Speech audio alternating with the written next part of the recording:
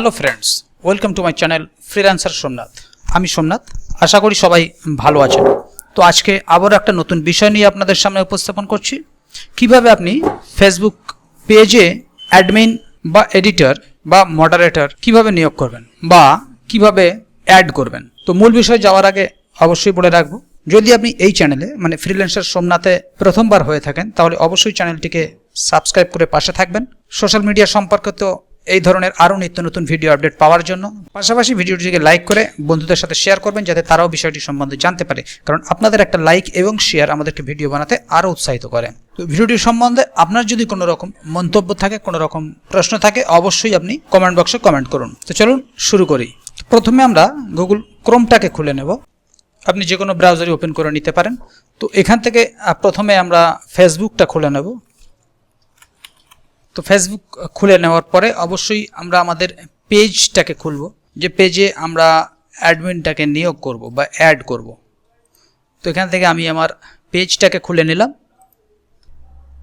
তো অবশ্যই দেখতে পাচ্ছেন এটা আমাদের নিউ ফেসবুক লুক। তো এই নিউ ফেসবুক লুক এবং যে ক্লাসিক ফেসবুক, তো এটা নিয়ে আমার অন্য একটি ভিডিও আছে, যেটা আমি আই বাটনে দিয়ে দেবো। অবশ্যই সেখান থেকে দেখে নেবেন এবং ডেসক্রিপশন বক্সে লিঙ্কটা দিয়ে দেবো, আপনারা সেখান থেকে দেখে নিতে পারবেন যে কীভাবে আমরা নিউ ফেসবুক বা ক্লাসিক ফেসবুক থেকে আমরা নিউ ফেসবুকে আসবো বা নিউ ফেসবুক থেকে ক্লাসিক ফেসবুকে যাব।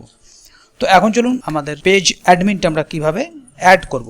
তো এখান থেকে সরাসরি আমরা বাঁদিকে অপশানগুলো দেখতে পাচ্ছেন। তো এইগুলোকে এই যে home, inbox, resource and tools, manage job, তো এখান থেকে একটু স্ক্রল করে আমরা নিচের দিকে যাব। এখানে দেখবেন সেটিংস অপশনটা আছে। এই সেটিংস অপশনটা আপনি আপনার ক্লাসিক ফেসবুকে আপনি উপরে এই যে ডান দিকে এরকম একটা জায়গাতে আপনি পেয়ে যাবেন।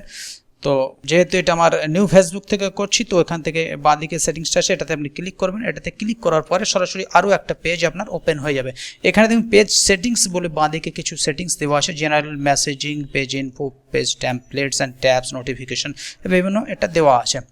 এবং এইটার থেকে আপনি সরাসরি একটু স্ক্রল করে নিচের দিকে এসে দেখবেন এখান থেকে এই পেজ রোল যে অপশানটা আছে, এই পেজ রোল সেটিংসটার উপরে বা এই পেজ রোল অপশানটার উপরে আপনি ক্লিক করবেন। এটা ক্লিক করলে এখানে আপনার নিউ একটা পপ আপ খুলে যাবে, নিউ একটা ফেসবুক এর একটা পেজ খুলে যাবে।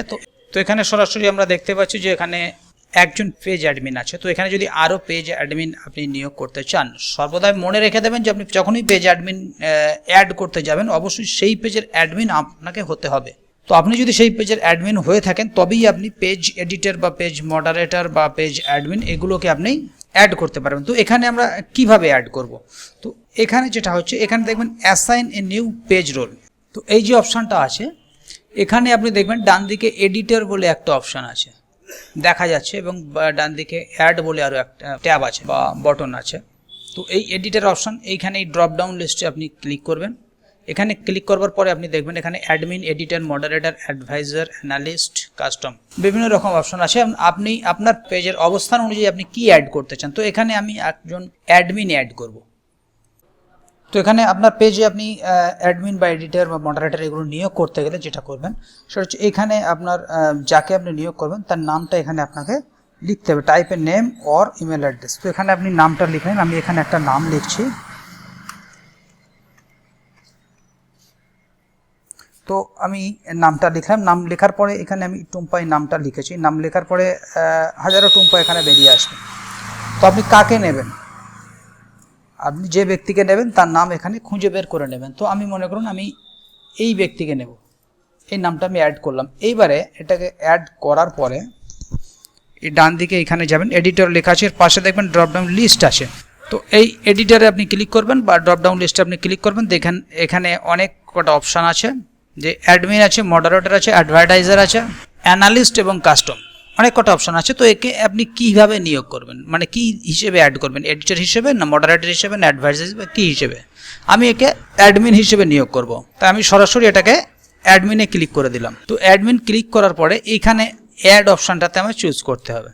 তো এটাকে আমি অ্যাড করে দিলাম। অ্যাড করার পরে এখানে দেখা যাচ্ছে কি, please reenter your password for your security, you must reenter your password. আপনার পাসওয়ার্ডটা এখানে আপনি দেবেন। যে আপনার পেজে হতে পারে অন্য কেউ আপনার পেজে এসে আপনার একজনকে নিয়োগ করে দিল বা তার নিজের নামটা পেজে অ্যাড করে দিল, কিন্তু আপনি সেটা চাইছেন না। তো আপনি যদি পেজের অনার হন, তো অবশ্যই পাসওয়ার্ড আপনার কাছেই থাকবে। তো সেক্ষেত্রে এখানে আপনি পাসওয়ার্ড দেওয়ার পরে এটাকে আপনি সাবমিট করে দেবেন।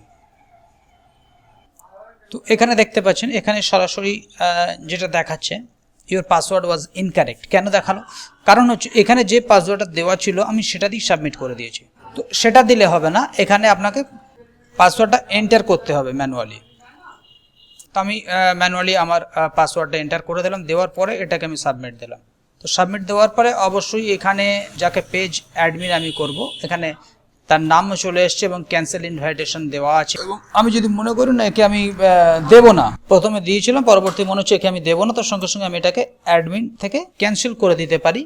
এটা ততক্ষণের মধ্যে করতে হবে যতক্ষণের মধ্যে সে অ্যাকসেপ্ট না করে ফেলছে, তাহলে এটা ক্যান্সেল হবে, না হলে আপনাকে এটাকে ডিলিট করতে হবে।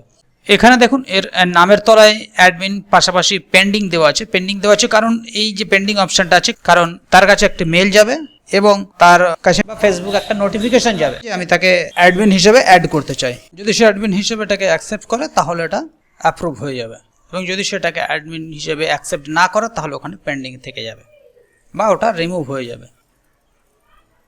তো এখানে দেখতে পাবেন যে যদি সে অ্যাকসেপ্ট করে, মানে যাকে আমি অ্যাড করলাম যদি অ্যাকসেপ্ট করে, যতক্ষণ অ্যাকসেপ্ট না করবে ততক্ষণ এটা অ্যাকসেপ্ট হবে না, পেন্ডিংই দেখিয়ে যাবে, আপনাদেরকে দেখালাম। আবার অ্যাকসেপ্ট করে দিলে আপনার সাথে সাথে এটা হয়ে যাবে। এখানে অ্যাকসেপ্ট করে নিয়েছে মানে এখানে অটোমেটিক অ্যাডমিনে তাকে দেখিয়ে দিয়েছে। তো বুঝতেই পারছেন ব্যাপারটা কিভাবে হচ্ছে। যদি এ বিষয় এবং ভিডিওটি সম্বন্ধে আপনার কোনো কমেন্ট থাকে অবশ্যই কমেন্ট বক্স কমেন্ট করবেন, আমি আপনার কমেন্টের উত্তর দেব। তো ফ্রেন্ডস, এই ছিল আজকের ভিডিও। তো আশা করি ভিডিওটি আপনাদের ভালো লেগেছে, সাথে থাকার জন্য অসংখ্য ধন্যবাদ। আবার দেখা হবে আগামী ভিডিওতে, ততক্ষণ পর্যন্ত ভালো থাকুন, সুস্থ থাকুন, ধন্যবাদ।